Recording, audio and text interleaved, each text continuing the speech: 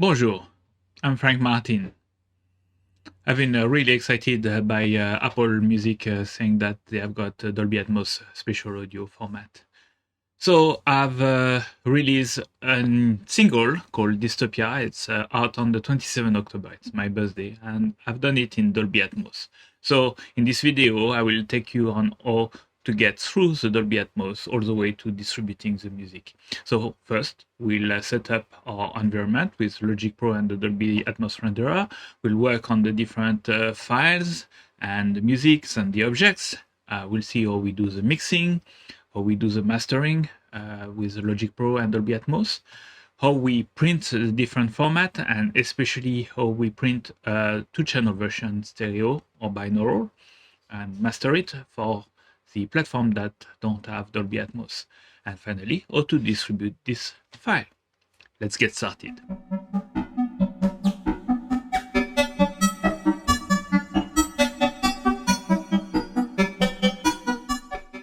How to get music distributed in Dolby Atmos format on Apple Music. First, I want to remind you I did a couple of videos about this format. So if you haven't seen them, I advise you to go and check them. There's one in two parts, which is explanation of what is Dolby Atmos, how it's different from other format, and also what's a consumer grade format of Dolby Atmos that you will find in Apple Music. There's another video that show you how you can have a 5.1 rendering of your Dolby Atmos Apple Music when you've got a Mac, which is slightly different from what other people will experience the music. They usually will experience it with a pair of headsets or earbuds from their phone in a binaural format. But that's interesting also to be able to have a 5.1, 7.1 system if you have got a Mac like me at home and you want to listen to music without having to wear a headset all the time. And finally, I did a very quick video on introduction how to load Logic Pro and the Dolby Atmos renderer and how to work some file. But this one is all the explanation. So first, we are going to start by setting up Logic Pro. So I started with an old project of mine, music for Dystopia, that I call. It's a piece which I've produced.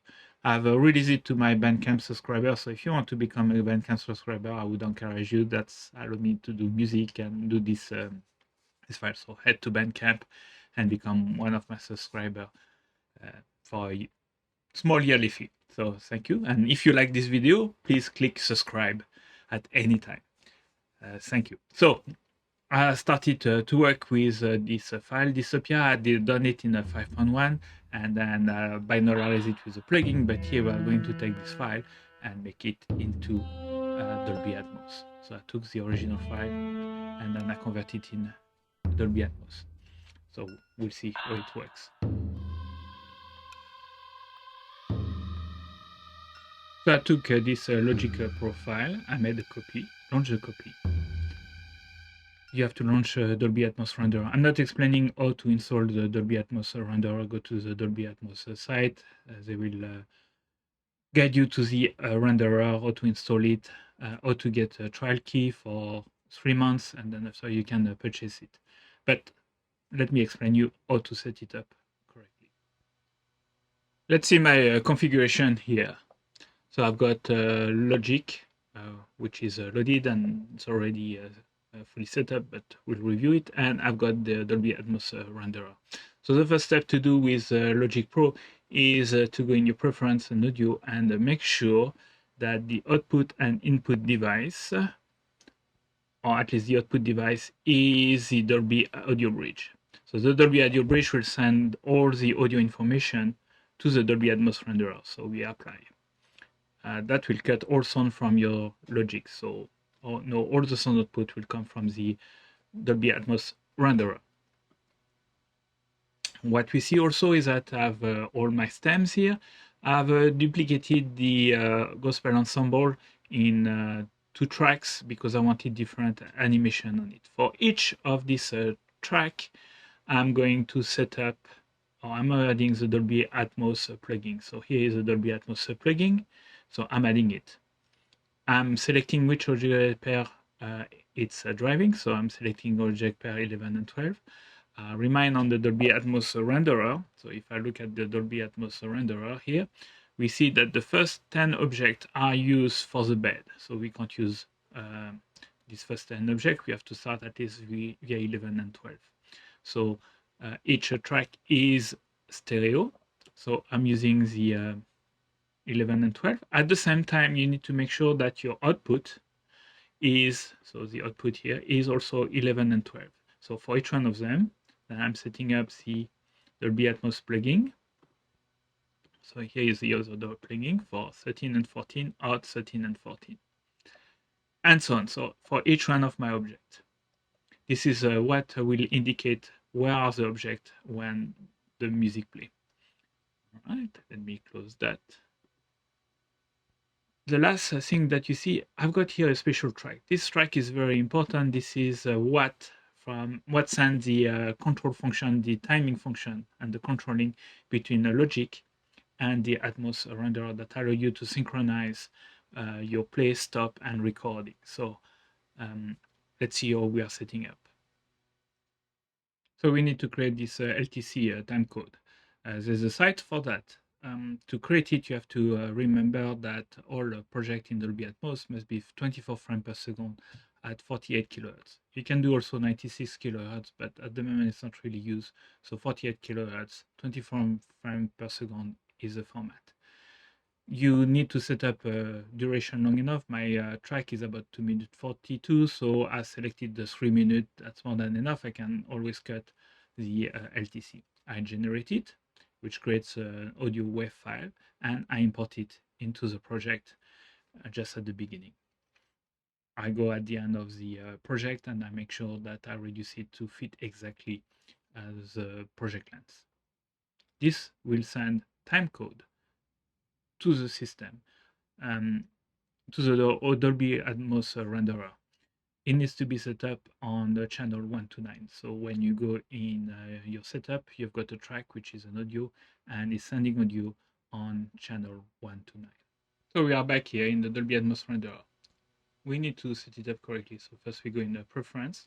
We make sure that our audio driver is a core audio.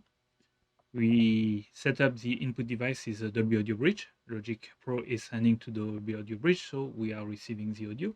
Our output device is my interface, which is a Scarlett here. That's a normal audio interface. I'm receiving the synchronization by LTC over audio. That's the only format Logic can do. And it's sent over the input channel 129. Other setup, I'm not in a headphone all-in mode. I've got a speaker, but I will use the headphone also. And I'm setting up the frame rate for 24 frames per second. I've got some other option here, but distributor will only accept files which are 24 frames per second and 48 kilohertz. So I accept that. But also in Logic, I'm making sure that in my project settings in audio, that my sample rate is also 48 kilohertz. That's what I want to work with. So that's the setup. Let's go back to the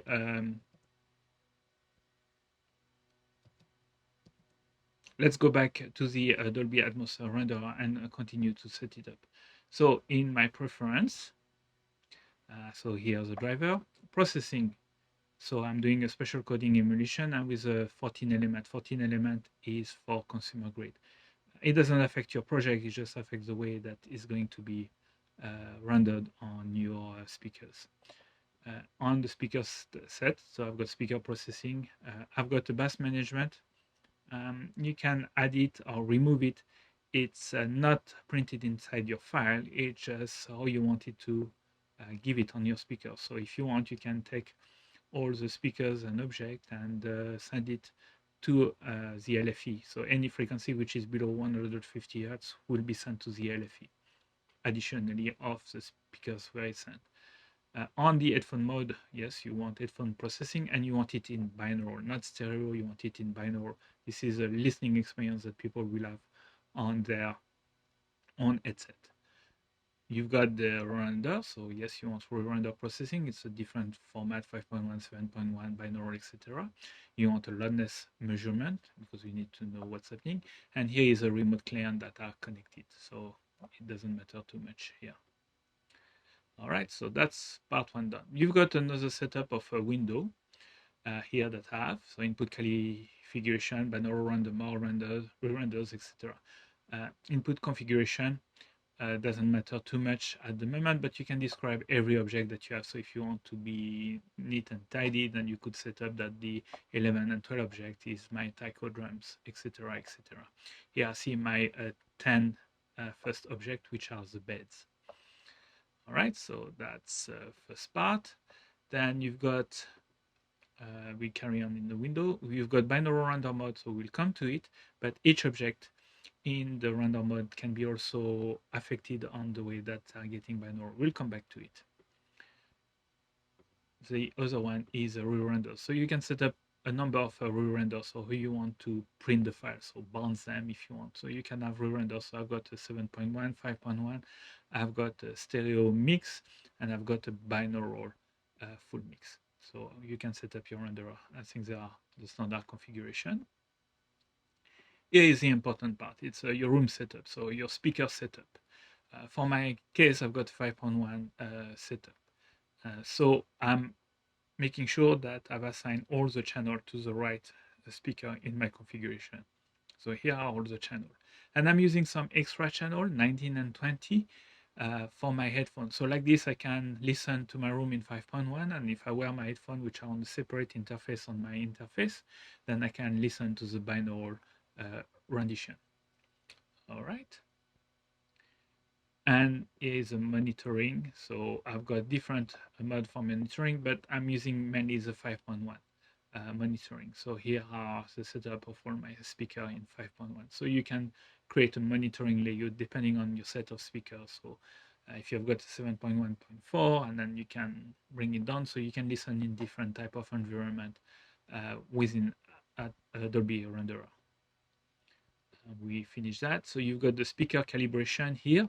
So you can change a little bit the dB for each speakers and the delay if you want to do that fully correctly.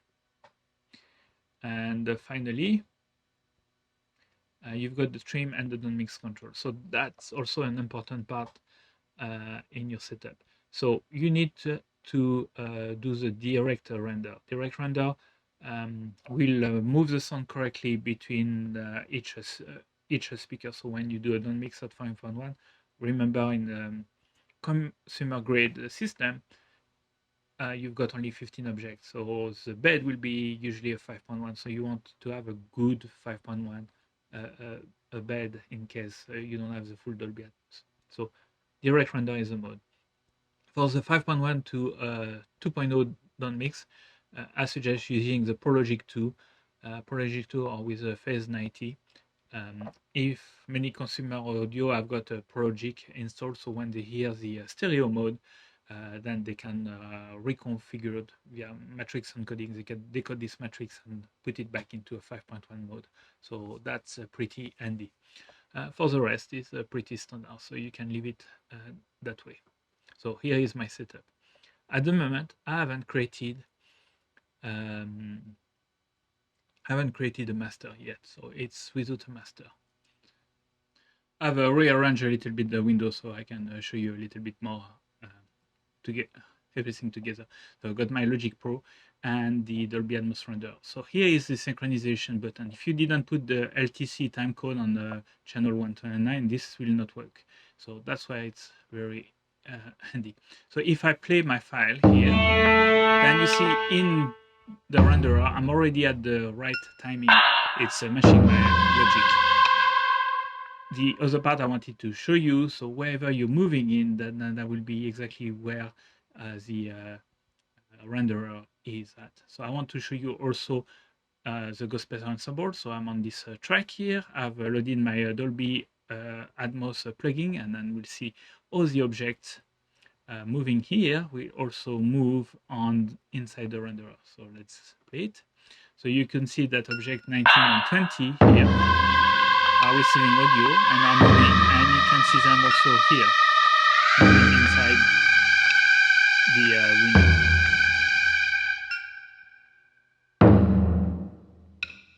So that's the important part, to have your synchronization right, so that you've got the two software talking to each other. We are going to stop here for the moment. So you've seen how to set up your Logic Pro and Dolby Atmos renderer. We've seen how we have the automation between the two and the synchronization between the two. A little bit of preview of the mixing. So in the next one, we'll talk about the mixing, the mastering, and how to print the right file and get it through distribution. But I think this video is long enough for the moment. So if you like it, click subscribe so you will be alerted when the next video drop in, which is to follow up in this tutorial. Thank you very much. See you soon.